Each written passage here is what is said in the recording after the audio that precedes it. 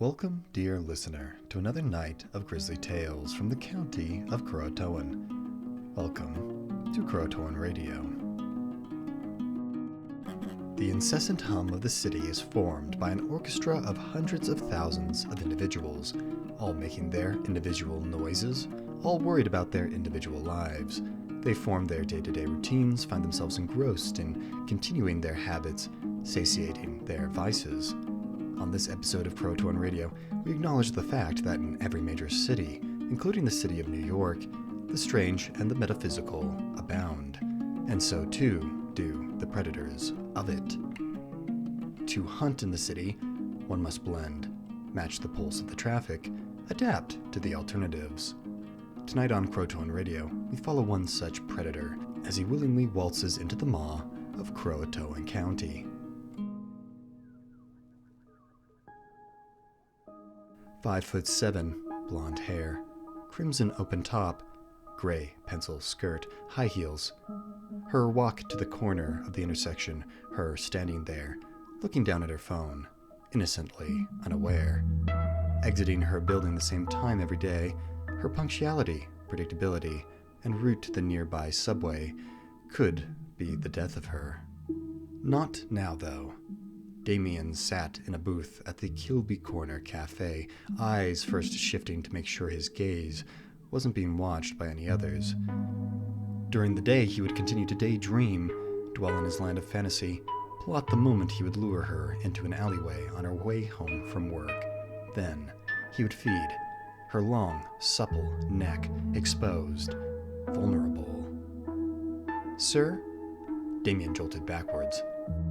What? Can't you see I'm thinking? How can I think with your incessant questioning? The surprised waitress took a step back, sloshing the black coffee pot she held in her hand. "I'm sorry, sir.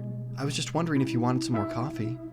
Every space of available skin was covered, a thick white cream covering the spots in his face where it wasn't. If it wasn't for his dark black Ray-Bans and N95 mask, she would have seen his white-hot snarl simmer to a seductive, repellent smirk. Oh, my apologies, my dear. I didn't mean to blow up at you. It's just... The crimson-topped woman walked quietly in the background, passing from one window frame to the next, still painfully unaware. Painful for him, that she still didn't know the extent of his obsession, the way in which he desired her. I just have a rather stressful appointment to keep. My apologies again. I better run. Here, please accept this tip and pour coffee for the table over. Standing from the booth, black turtleneck, brown sports jacket, long black slacks, and leather high-top shoes. His soft black gloves delicately placed a 50 on the table for her. Sliding a pub cap over his black, slicked hair, he made a slight bow and nonchalantly walked out the diner, a timer already counting down in his head. He had 3 minutes to reach her subway car. She'd be towards the front. He would be at the opposing side's rear, pretending to read a newspaper, using his sunglasses to study her idiosyncrasies, the ones he already knew so well. It was as far away as he could bear without raising suspicion. Ugh, he thought to himself as he walked towards the corner. He was getting sloppy. The outburst of anger and his obviously foreign manner of dressing made him stick out like a sore thumb. However, he wasn't about to sacrifice his aesthetic standards in the midst of the peonic beanies and band t-shirts. Breathing deeply of the brake-dust-ridden New York streets, he felt his persona solidify, his resolve harden, his bloodlust lead his steady pace towards the subway. It was these moments that reminded him what it felt like to be alive. His mood improved. He sauntered, then made a slight skip once rounding the corner. The streets were filled with potential prey, but he required beauty, refinement. And when she got off work, he would have it all.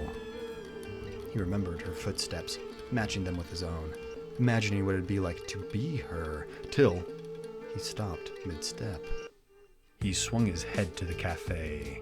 Lowly humans absorbed in their trivial affairs, shoveling cheap food in their faces, gulping tepid coffee down their gullets. Then to the opposing street, where vendors and fraudsters peddled their wares to disinterested commuters. Behind him. What was behind him? Just the intersection. Cars stopped at the red light. Anyone in there? Someone, somewhere, was looking at him, watching him. He jerked his head to the windows, thousands of them interspersed across the canyon of glass, stone, and steel, towering above him. He supposed it could be any one of them, yet he had a second sense. He understood what it was like to hunt, and only several times before had he been hunted. They all met the same fate, with him back on the trail of another meal. He would have to be careful now. All the other hunters had been easy to spot, quick to circumvent, then lure to their disposal in some canal, or for New York, more likely have to be an out-of-sight trash bin. This hunter was good, but he would meet the same fate. Nothing could get between him and his... He checked his watch. Eruditely gasping, leaning backwards slightly, under the pressing motion of a limp hand to his forehead, the metro would be leaving in a minute. Trying not to expose the extent of his abilities, he ran as fast as he thought was humanly possible, through the throngs of people, denying his internal countdown. Down the stairs he leapt, cutting in front of a large man to swipe his card at the turnstile. "Hey, buddy." The man laid his thick hand on Damien's shoulder. "It's my turn to..." Damien pressed forward, disregarding the man's hard-gripping hand, trying to stop Damien, but only pulling himself over the turnstile. The man would have more luck laying his hand on a passing car. Damien gave a brief glance below him, feigning a stumble to stomp on the hand that dared touch him. The man's scream echoed through the subway, his nerves shredded under the crushing shards of bones ground to bloody, pulpy dust. In a mocking voice, Damien sneered, "Sir, I believe you're supposed to pay before passing the turnstiles. Stop being such a baby. I'm a lightweight compared to you." Leaving the crying man to cradle his flattened fingers, he sprinted to a jog, to the subway car doors closing just in front of him. The brief joy his cruelty brought vanished at the sight of his gorgeous prey sitting behind the doors to the car. He could have stopped, he could have ripped open, but no, he had to play human games. After all, while quick, he still wasn't quicker than a bullet. The subway cars pulled away, beginning its journey through New York's subterranean network. Calming himself, he rationalized that he could take the next one. If anything, it would be safer to not be seen near her. Once she went missing, they may review footage for anything out of the ordinary. Would they care about the brute that tried stopping him? Ugh, it would be better for him to exit, wait a while. He knew where she worked, definitely where she lived. There was no reason to panic. Shaking his arms out and rolling his neck, he had to de-stress. His plans were being interrupted by imbeciles and whatever was out there. Perhaps he could lure the hunter from their hiding place. Yes, letting her go was actually a blessing in disguise. As he walked towards the exit, he felt that same feeling from the intersection. It wasn't just an anxious acknowledgement of a predator following him. It was internal, fiery, thorny, prodding, rippling under his forearms, tendons steeling themselves to cables, ready to bolt full speed at a moment's notice. He couldn't help it. He had to know. Stopping before the staircase, time slowed slightly as he utilized his superior speed, boosted by adrenaline. His eyes darted, focusing on every face, every figure behind him, absorbing, judging, committing to memory. The suspiciously angular junkie in fresh, non-stained, non-worn gray hoodie, next to the cracked, piss-stained pillar. The babushka, cowl wrapped around her head, walking quite well despite using a cane, standing under the subway's red, yellow, and green signaling system. The janitor, with flagrant disregard for his work, eyes glued to his phone, sitting next to the subway's tunnel. Was the hunter in the tunnel? Watching, concealed, following, waiting? his analysis of every service detail and a worried evaluation of it in the space of seconds. Still, he did not see whom he knew stalked him. He would have to press his own attack. If it was some sort of self-righteous protector of humanity, he would have to play on their empathy. He had done it before.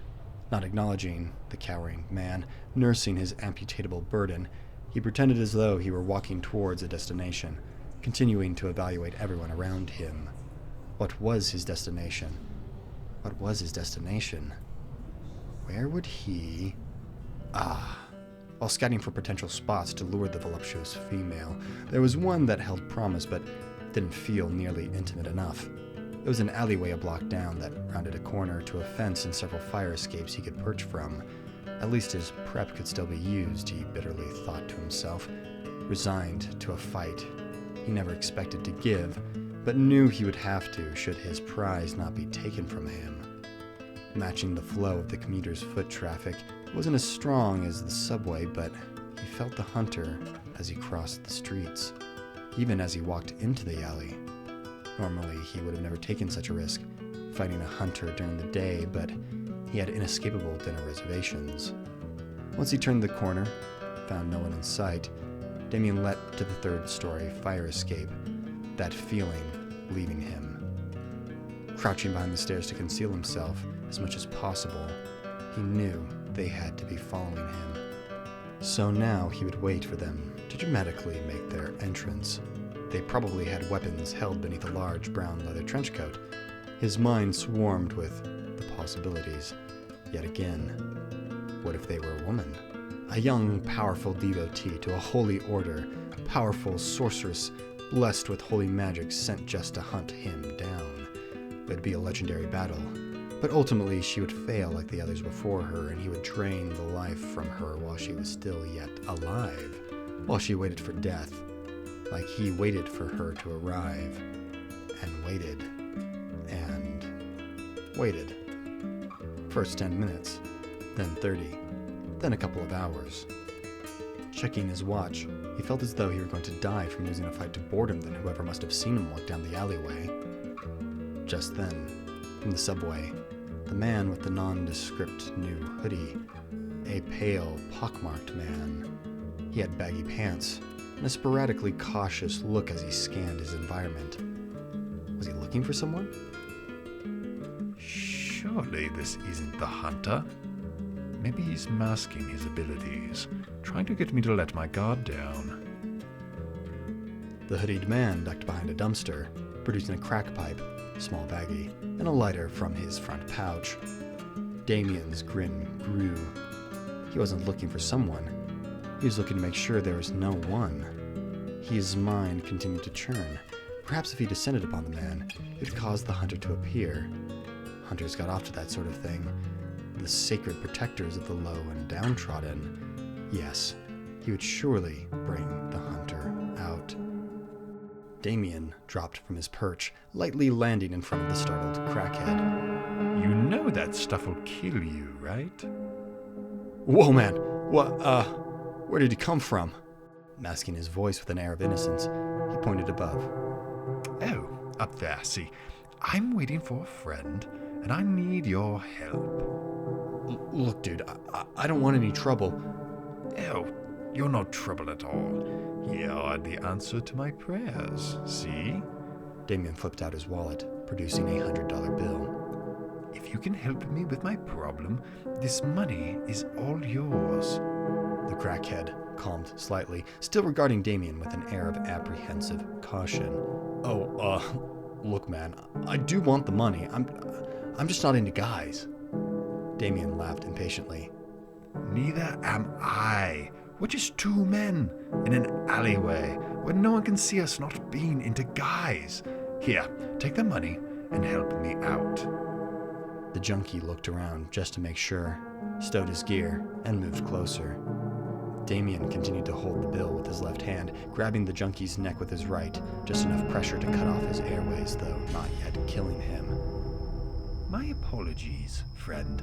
While you may or may not be a prostitute, I'll still be requiring the use of your body. Damien launched themselves forward, slamming the man's head into the wall, cracking the brick with an echoing smack. Rain matter launched in every direction, a bloody halo of spatter staining the area of impact. He released the lifeless body, letting it slide down to crumple behind the dumpster. The red spray dotted his face. Damien's stress melted. Just as he was about to return to his perch, he looked back towards the blood spatter, looked around to make sure no one was watching him, then swiped a gloved finger across a tendril of viscera. Bringing it to his mouth, he eagerly licked it, only to gag and wipe the remnants on the poor fellow's hoodie. I really must be hungry. Why I ever thought a crackhead's cracked head would taste good is beyond me. Now, let's wait for Mr. Goody Two-Shoes to arrive. Returning to the third-story fire escape, he waited. An hour passed, and still no one arrived.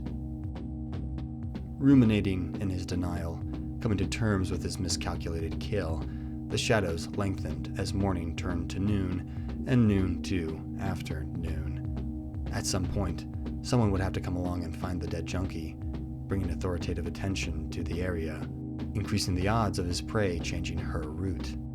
No, he couldn't have a police presence. He descended a final time to stow the body in the dumpster, then walk back out to the street. Never had Damien felt more unnerved. A real hunter would have never let him kill another human in their presence, no matter their drug habits. It's what made them so predictable. They would have charged in, revolver in one hand, wooden cross in the other. Was he going insane? Or perhaps he really was rusty, losing his edge, getting worked up over nothing. Not altogether sure he could trust his instincts, he decided to avoid the area altogether, taking the bus to Central Park. A depression clouded him, so he brooded at the back of the bus. Once there, throwing grain to the ducks didn't help. Not even beating the chest hustlers brought him joy. Compared to his brothers and sisters, and certainly his master, he wasn't old enough to retire from the hunt. Was he? Was it time to buy bags of O-positive?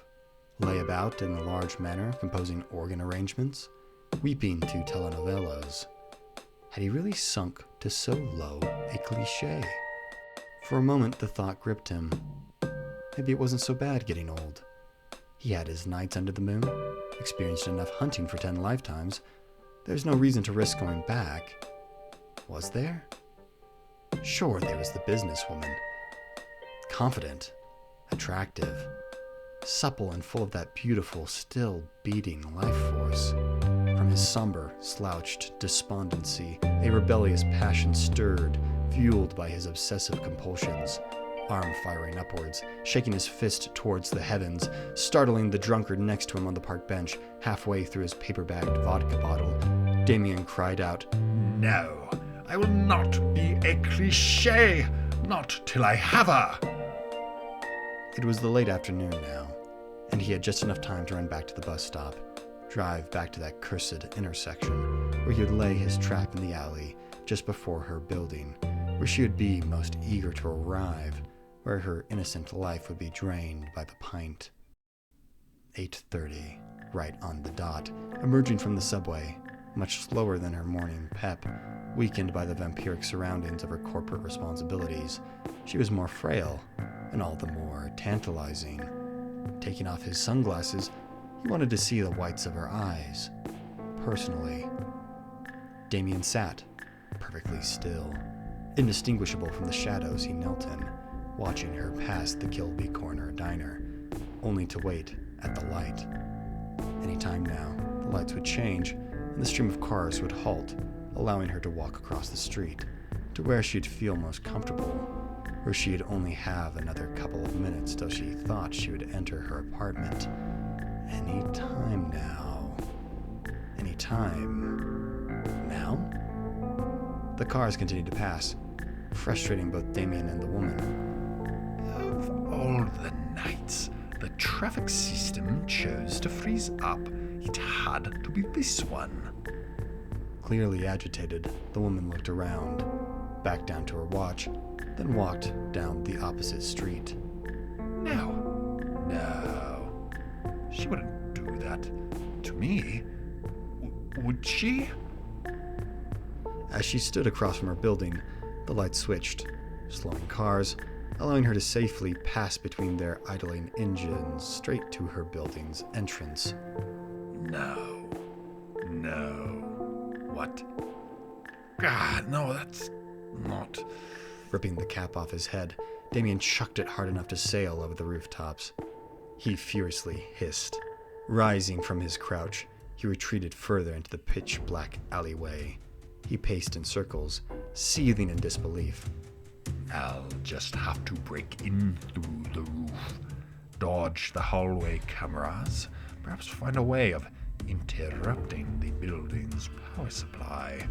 Even if I have to sabotage the power grid, that woman will be mine. I don't care anymore. She's perfect. I want her. I'll have her. A metallic clang reverberated from the end of the alleyway. His internal manic rambling halted, fear saturating his bones, hypertrophying his muscles with a sore freeze. They were here. Whatever your weapon, you will be no match for my speed. His jaws widened, fangs extending, fingers lengthening to razor-sharp claws, form slightly hunching. The metallic noise dragged against the asphalt, accented by slow, plodding steps. A mental haze obfuscated his perception, till at 30 feet away, he saw a rectangular object emerge from the fog. Saving your heroic moment for the damsel in distress and not the poor addict. Not very admirable, if you ask me. Snarling, Damien took several swipes in an attempt to intimidate. The rectangular object continued to shudder forward, still slowly raising higher, its features more recognizable, yet more confusing. Wait, what? What are you? Staring down at him, a wiry black mess of corded, twisting wires stumbled forward, its oblong head, 3 hoods partially shielding its darkened, clear eyes, hypnotically bobbing from side to side. A traffic light not yet lit. What kind of monster are you? Its red bulb flashed on, bathing him in the alleyway in blinding monochromatic scarlet. Instinctively, his body sent its signals to protect himself from the blinding glare, to squint against the overwhelming light burning a spherical pattern into his vision, to sprint far away from this unknown entity. The best his body could reply with was the beating of sweat, effort pulsing from pores, yet unable to move in the slightest. The traffic light atop its flexing and contracting cords shambled forward till it waited not a foot away. Methodically stooping down, the box's midsection pausing in front of Damien's face, the scarlet underglow accenting his jaws, nostrils, cheekbones, and eyelids as it blared into his chest. The creature held no eyes, yet he was locked in a hypnotic stare. It had no mouth, yet he swore it smiled. The red glow disappeared as quickly as its yellow midsection took its place, blinding Damien yet again, though strength returned to his ligaments. Strenuous impulses released to a painfully slow implementation, his eyelids sluggishly shut, his body twirled like a quarter-power merry-go-round. He needed to escape. If he had any blood, or an operable organ to pump said blood, it would have been pounding through his racing heart. What he did have was palpable, sweet, savory fear, wrapped in juicy adrenaline. A life force of its own, shaking his snail-paced retreat, like a vehicle's transmission burning in its struggle to free itself from a muddy pit. Its smoke, his life force, filling the alleyway with a rich, full-bodied aroma.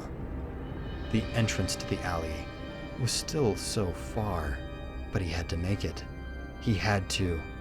His disposition dropped further when he realized he had not made a trap for the woman whose name he never cared to know. The trap he laid was for himself. How predictable he'd been, waiting at the same counter weeks in a row, following her route from a distance, indulging in his fantasies, imagining he was the apex, all while this creature stalked him.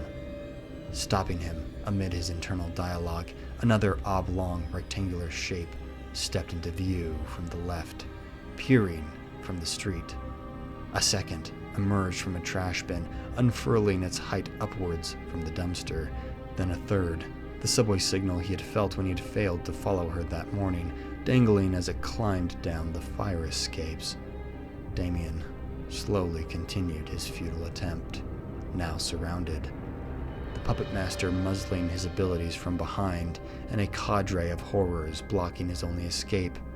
In their own time, still shambling yet methodical, they opened their arms, the lower half of each of their lights opening to reveal mouths. Rows of sharp, jagged points, 3 vertically stacked, salivating mouths per monster. Damien's final thoughts were, Tomorrow's Friday. She'll wear the blue blazer. The golden alleyway was engulfed in bright lime green. Damien's telekinetic restraints rescinded. He sped into the 9 voracious open mouths. Dear listener, in not just this world but in most realms, evil is an active commitment of the morally weak, too filled with the selfish desire to satiate their wants at the cost of others' impositions and or their lives. Evil takes, and at some point in the consistency of taking, evil lets its guard down, sometimes defeated by good, often cannibalized by its own ilk.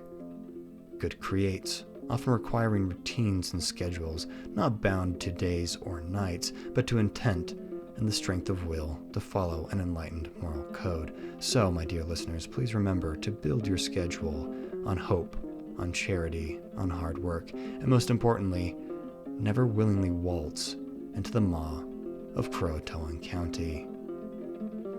If you liked this original account, please consider giving the video a like, a share, and subscribing for more nights of grisly tales. If you have your own stories you'd like to share, please send them to croatoancounty@gmail.com. And to my night shift brothers and sisters out there, I know you're tired driving home, but unless you want to find yourself in Croatoan County, watch the traffic lights. If they aren't there, then they may be out hunting.